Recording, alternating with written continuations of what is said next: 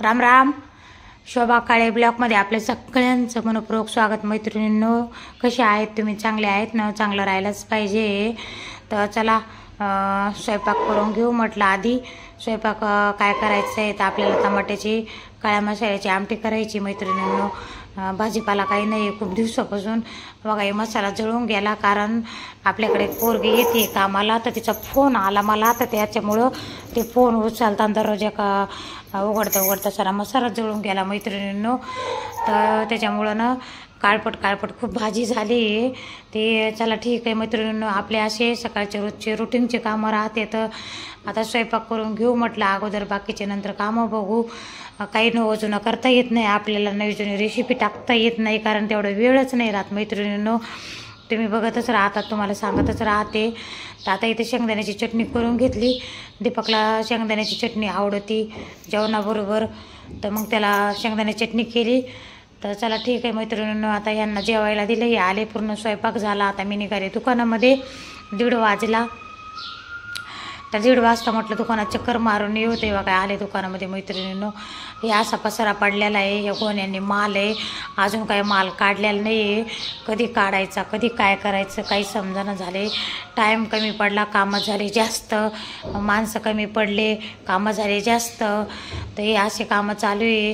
हे सगळं माल लावायचं आहे, पण तेवढा टाईम नाही मैत्रिणींनो. कामं कुठले पण कामं निघते. तर परवा पण माल आणलेला अजून ते गाडीत तसाच आहे, ते सुद्धा माल काढलेला नाही मैत्रिणींनो. परवा मी नाशिकवरून येता आणला होता ना, तर ती गाडी भरलेली अजून तशीच आहे मालाची. तर मैत्रिणींनी असे दुकानाचे कामं राहते, तर बारीक निरीक कामं राहते तर खूप.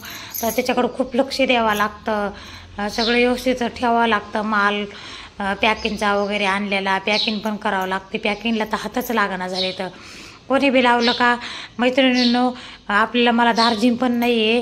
कोणी लावलं का 1 दिवस 2 दिवस काम करतं, डोक्यावर बसतं आणि पैसे घेऊन जातं, अंगावर बी घेऊन जातं, निघून जातं.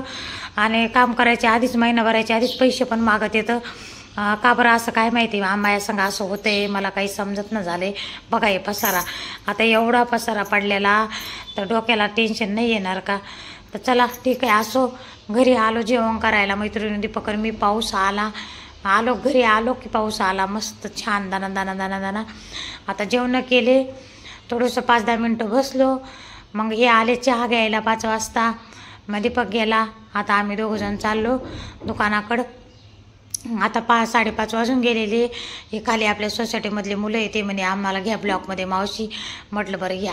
तर त्यांना ब्लॉकमध्ये घेतलं. तर मैत्रिणींनी असे काम आहे आपले सकाळ ते संध्याकाळपर्यंतचे. आता भाजीला नव्हतं काही, 8 वाजून गेले. याला आला, हे दुकान आला होता काहीतरी सामान घ्यायला.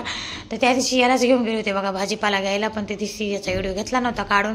आज पण त्यालाच घेतलं भाजीपाला घ्यायला. म्हटलं चल बाबा 2 मिनटं जाऊन येते. म्हणे मावशी 8 वाजले, कुठं भाजीपाला असन.